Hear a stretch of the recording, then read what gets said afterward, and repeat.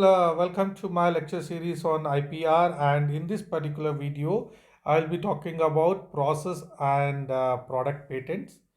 This is the fifth video in the series, and in earlier there are four videos which are basically on introduction to IPR and meaning and definitions of patent. Let's start our discussion on process patent first and then product patent. What is process patent? Process patent, when Indian Patent Act of 1970 was introduced, it was dealing with only a process patents, and there was no product patents allowed there. So, okay, the process patent basically deals with giving a patent for a particular process for a manufacturing of a goods to manufacture the goods. For example, if we have a raw material input, right, in a manufacturing, and that raw material passes through phase 1, phase 2, and phase 3. After that, we get a final product. This whole cycle of process, how to produce, how, right? This can be patented. So in India, 1970 Patent Act was dealing with granting a patent for this manufacturing process. But before 2005, this particular process patent was granted in respect of food, pharma, and drug industries. Remember, prior to 2005, process patents were granted only for food, pharma, and drug industries. Okay, what is the best use of this process patent? See, the point is the final product we have certain medicine, for example.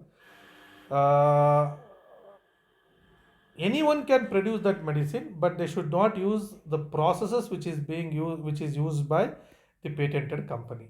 So there can be a multiple players for the same product here, but the other manufacturers should not use the same process. They can use a different processes. So the main advantage here is it will reduce the element of monopoly in the business. In case of product patent, no one should produce the final product without the consent of the patent holder. But here, in case of patent, anyone can produce the final product, but they should not use the same process. That's it. Okay. So this is all about process patent.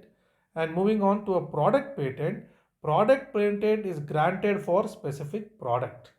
Once the final product, like we discussed, right, battery in the earlier video, battery which lost its power based on a time, okay, not on the usage.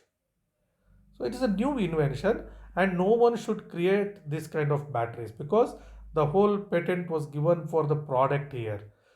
Okay, so product patent is for specific product, and those who possess this, they only can manufacture and sell the goods. And if anyone else uses that particular patent without authorization, then it amounts to an infringement and bound by penalties.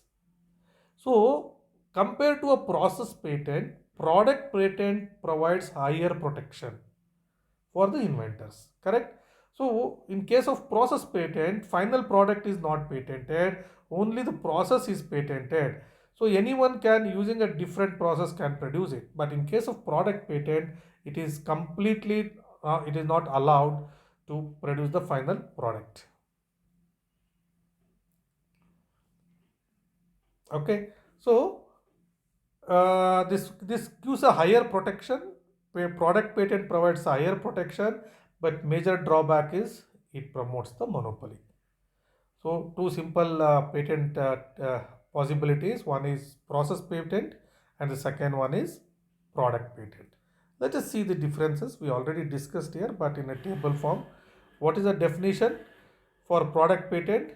It provides the patent for end result or the final product, right? It provides the patent for end results or the product. But in case of a process patent, it protects the process and not the end product. Okay, so the process patent protects the process, not the end product. Competition, In case of product patent, once the product patent is granted, then there will be less competition or a no competition, because it can be produced only by patenter or his authorized persons. But in case of process patent, competition shall remain. Competition will remain. In monopoly, as usual, in case of product patent, it is complete monopoly on owner, patent holder. But here it is monopoly will not be there. It is a limited to process. The monopoly is limited to process, but the same product can be produced by other parties. And implementation in India, there was no product patents before 2005. In 2005 Patent Amendment Act, product patents were introduced, but process patents were there in India from 1970 itself. So in prior to 2005, only food, drugs, and then pharma industries were given permission, but after that every other industries have been included.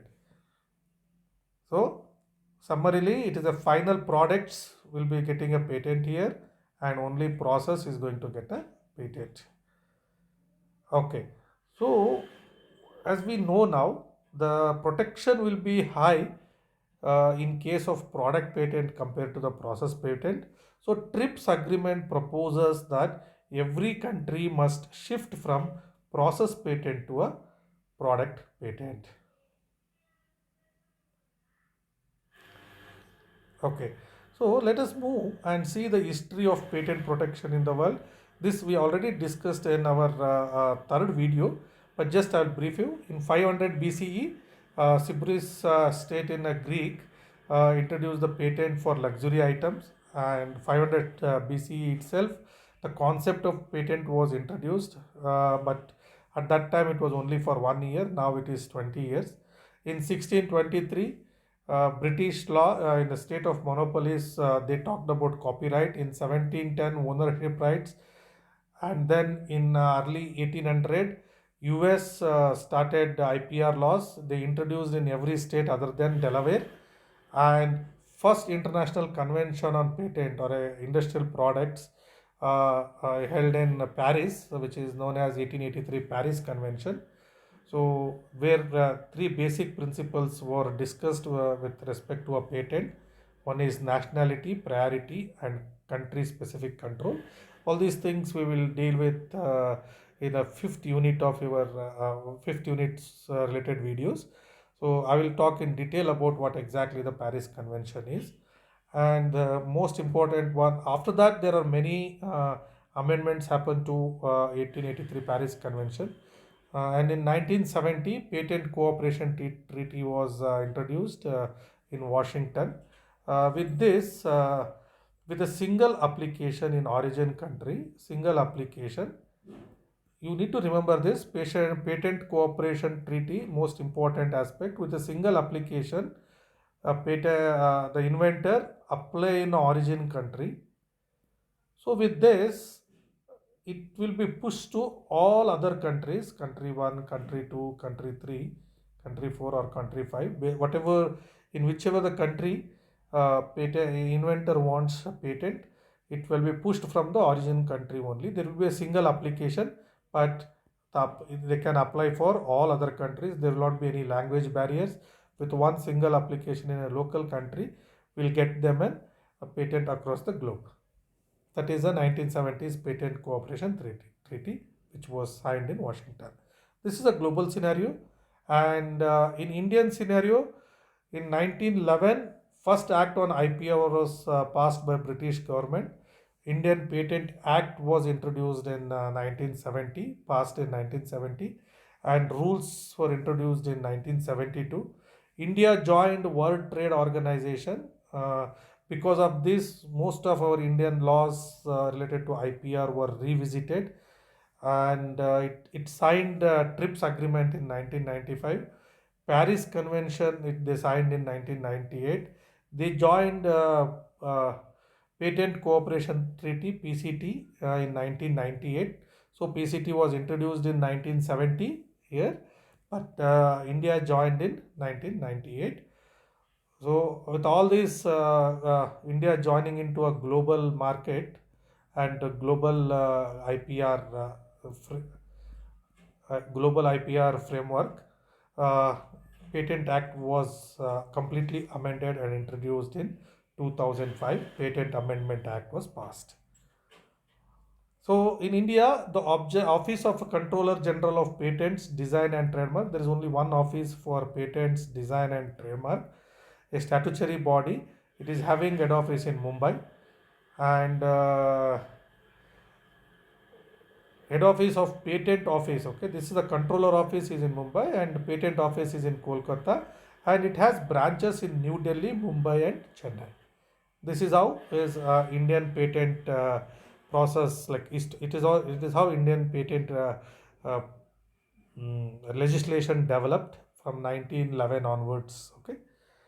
Moving on, the last topic in this video is the objectives of patents. Why patent is required?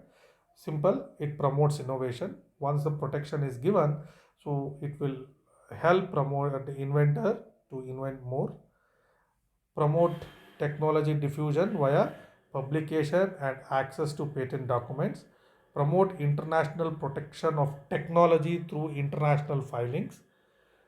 So with a single single application, so we will get international protection. Promotes transfer of technology through contractual mechanism. So once the technology is patented, with the contracts we can share it with other countries.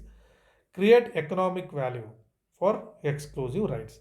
See, once the people get exclusive rights, so it will give a economic value for the holder, and they can manufacture it. If they don't want, they can license it to other parties. Okay, these all are objectives of patent. So simple, it promotes innovation, it promotes technology transfers, and it creates economic value in the global world. And that's it on the introduction to patents part. And in the next video, we will talk in detail about Indian Patent Act. Okay, this might spread into multiple videos because we will go through each and every important sections of Indian Patent Act of 1970. That's it for today, and let's connect in the next video to discuss about Indian Patent Act. Thank you.